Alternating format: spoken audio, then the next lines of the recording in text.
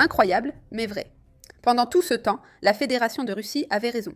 Et les biolaboratoires que les États-Unis finançaient partout dans le monde, y compris sur le territoire ukrainien, existent effectivement. Et ce n'est pas seulement la partie russe qui le confirme, mais aussi la partie américaine elle-même, et pas de n'importe quelle manière. La directrice du renseignement national des États-Unis, qui vient tout juste de démissionner, l'a fait juste avant sa démission, avait révélé dans une vidéo que ces biolaboratoires existaient, effectivement, que les États-Unis les avaient financés.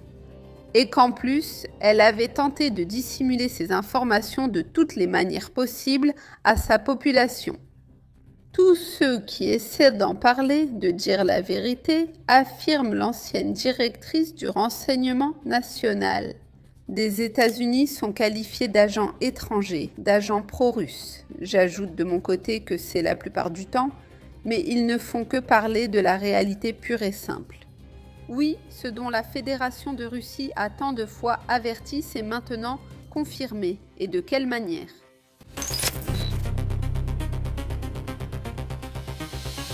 Si tu apprécies ces contenus, s'il te plaît, n'oublie pas de mettre un bon like à cette vidéo pour qu'elle atteigne le plus grand nombre de personnes possible et qu'elle découvre de quoi il s'agit. En réalité, si tu peux laisser un commentaire de soutien, ce serait parfait. Et bien sûr, n'oublie pas de t'abonner à cette chaîne si tu aimes les contenus que nous publions ici. Bienvenue dans ton analyse géopolitique de confiance. Allons-y, Ursi Gabar, celle qui vient de démissionner récemment, il y a peu, en tant que directrice du renseignement national des États-Unis, qui l'a fait en plus selon une énorme quantité de rumeurs à cause de désaccords avec l'administration Trump. En ce qui concerne l'intervention sur le territoire iranien, où elle-même affirmait jusqu'à récemment qu'il n'y avait aucun type d'armement nucléaire, ni rien qui y ressemble. Elle a rassemblé autour d'elle toutes les figures très controversées qui ont également refusé d'apporter leur soutien. Cette guerre absolument absurde, je devrais dire d'Israël, pas tant de Donald Trump. Ils ont essayé de le dissimuler, ils ont essayé de faire comme s'il restait en dehors de tout ça. Mais à un moment donné, cela est devenu évident et absolument insupportable. Pour le gouvernement de Donald Trump, donc, je pense qu'on les a gentiment invités à partir, c'est-à-dire, d'une manière ou d'une autre, juste avant leur départ. Elle a laissé un cadeau d'une valeur absolument incroyable. Elle a parlé de ce que la Fédération de Russie dénonce depuis des années à propos de l'opération militaire spéciale. Et en effet, sur le territoire ukrainien ainsi qu'à travers le monde, les États-Unis ont financé des biolaboratoires et y ont manipulé des agents pathogènes dangereux. On ne sait pas très bien dans quel but ni pour quelle raison. C'est Tulsi Gabbard qui publie cela, il s'agit bien de son compte officiel, je l'ai vérifié. Elle a ses 805 000 abonnés, ayant servi comme 8e directrice du renseignement national sous la direction de Donald Trump. Aujourd'hui, je publie des informations inédites qui révèlent de nouvelles preuves de financement passé du gouvernement des États-Unis pour plus de 120 biolaboratoires, dans plus de 120 pays, y compris l'Ukraine, en soutien au décret présidentiel du président Trump.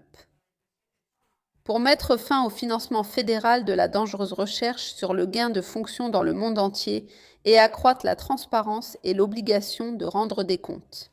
L'ODNI continuera de travailler avec des partenaires dans toute l'administration pour identifier où se trouvent tous ces laboratoires, quels agents pathogènes ils contiennent et quelles recherches y sont menées. Ensuite, je vous mets directement l'annonce que Tulsi Gabbard a faite sur son compte officiel. D'après ce que je comprends, si quelque chose m'a échappé, s'il vous plaît, mettez-le dans les commentaires. Mais j'ai vérifié de fond en comble. Parce que maintenant, à l'époque de l'intelligence artificielle, il faut effectivement être très vigilant avec ces choses-là. Mais d'après ce que je comprends, c'est bien son compte officiel, c'est elle qui fait cela. Cette annonce absolument sans précédent, qui, je le répète, donne raison à la Fédération de Russie, et c'est exactement ce qu'elle dit.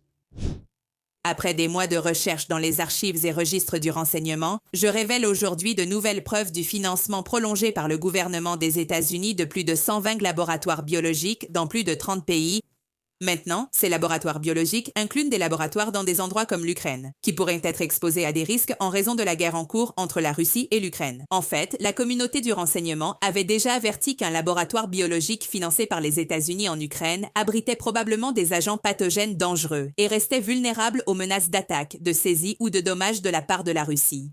Jusqu'à présent, les preuves concernant l'existence même et le financement de ces laboratoires avaient été délibérément cachées au peuple américain. Beaucoup de ces laboratoires biologiques, financés par le gouvernement des États-Unis, sont actuellement ou ont déjà été impliqués dans des recherches utilisant des agents pathogènes dangereux et hautement contagieux. Parfois, ces recherches de gains de fonction risqués manquèrent de transparence et de contrôle. Maintenant, le président Trump saisit la menace grave que pose la dangereuse recherche de gains de fonction pour les Américains. C'est pourquoi il a agi fermement il y a plus d'un an.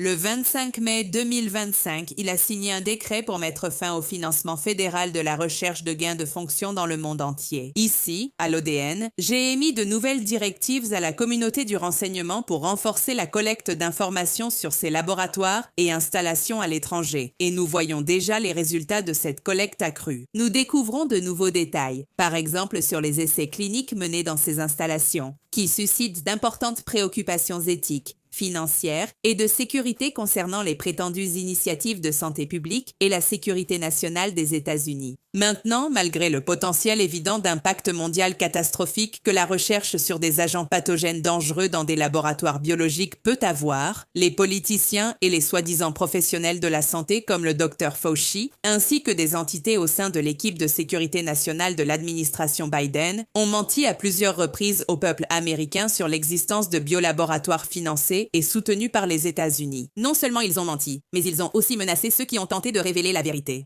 Ainsi, la divulgation d'aujourd'hui ouvre de nouvelles perspectives, car les informations sur l'existence, l'histoire, les emplacements et le financement de ces biolaboratoires financés par les États-Unis ont été intentionnellement dissimulés par des personnes très puissantes. Ils ont faussement affirmé que ces biolaboratoires n'existaient pas. Maintenant, ils accusent toute personne qui dit le contraire d'être un agent étranger et un traître à l'Amérique. L'ODN poursuivra sa collaboration avec les partenaires du gouvernement des États-Unis pour localiser ces laboratoires et identifier les pathogènes présents, afin de mettre fin à la dangereuse recherche de gains de fonction qui menace la santé et le bien-être du peuple américain, ainsi que des personnes dans le monde entier. Eh bien, il s'avère que tout ce temps, le ministère des Affaires étrangères de Russie, étant de hauts responsables de la génération, n'ont pas raconté que des mensonges. Comme ils ont essayé de le faire croire depuis l'Occident collectif, les médias occidentaux, les analystes occidentaux ont essayé de se moquer de la Russie et de ses experts. Ils disaient non, qu'ils n'avaient pas la moindre idée de ce qui se passait réellement sur le territoire ukrainien. Quel biolaboratoire? Quel biolaboratoire? Comment est-il possible d'inventer une telle absurdité? Et maintenant, il s'avère que tout cela ne fait pas partie d'une quelconque invention de la Fédération de Russie, mais que c'est la pure réalité. En fait, il suffit simplement d'appliquer un minimum de bon sens. Il était logique de conclure que sur le territoire ukrainien, où règne la corruption, où la grande majorité des contrôleurs occidentaux, n'ont pas accès. Qu'en effet, ils arriveraient, n'est-ce pas, jusqu'à pratiquement n'importe quel point de l'Union européenne et rendraient la vie beaucoup plus difficile. Je ne dis pas que ce serait impossible, parce qu'on peut aussi s'accorder sur certaines choses avec ces mécanismes de contrôle, mais cela rendrait la vie beaucoup plus difficile. Pour toute entreprise qui voudrait établir des accords autour de prétendus biolaboratoires avec les États-Unis. Oui, effectivement, il y a les entreprises pharmaceutiques, oui, effectivement. Il existe des moyens semi-légaux de le faire, pour ainsi dire, mais aucun comme celui que les États-Unis ont mis en place dans le cas ukrainien, c'est-à-dire aucun. Comme le faire à l'ukrainienne sur le territoire ukrainien, où les mécanismes de contrôle sont absolument minimaux, plus la somme que tu donnes aux fonctionnaires en place est élevée, moins il te posera probablement de questions sur ce que tu fais ou ne fais pas dans ces biolaboratoires sur leur territoire. Eh bien, l'Ukraine, qui est le pays par excellence qui exporte des mères porteuses, c'est-à-dire qui vend des bébés, disons-le franchement alors, comme s'ils allaient avoir des scrupules au moment d'installer ces biolaboratoires. Et je ne vais pas non plus approfondir beaucoup plus le sujet dans cette vidéo, parce que sinon, je pense qu'on va finir par me censurer complètement, car ils sont liés à des choses bien plus louches. Ce n'est pas simplement une étude de pathogènes d'origine douteuse ou à des fins douteuses. Je vais m'arrêter là et voilà. Je serais vraiment reconnaissante si cette information pouvait être partagée parce que je pense qu'elle devrait atteindre le plus de monde possible. Parce que c'est la réalité de ce qui se passe et non celle que racontent les médias occidentaux. Et si tu veux t'informer, au cas où par hasard tu ne le saurais pas encore ou que tu n'en sois pas encore bien consciente, de comment le conflit ukrainien a vraiment commencé et ce qui s'est passé au début et pourquoi. La Fédération de Russie en est-elle venue à mener son opération militaire spéciale sur le territoire ukrainien? Je te laisse cette vidéo où tu peux t'informer à ce sujet, au prochain bulletin d'information.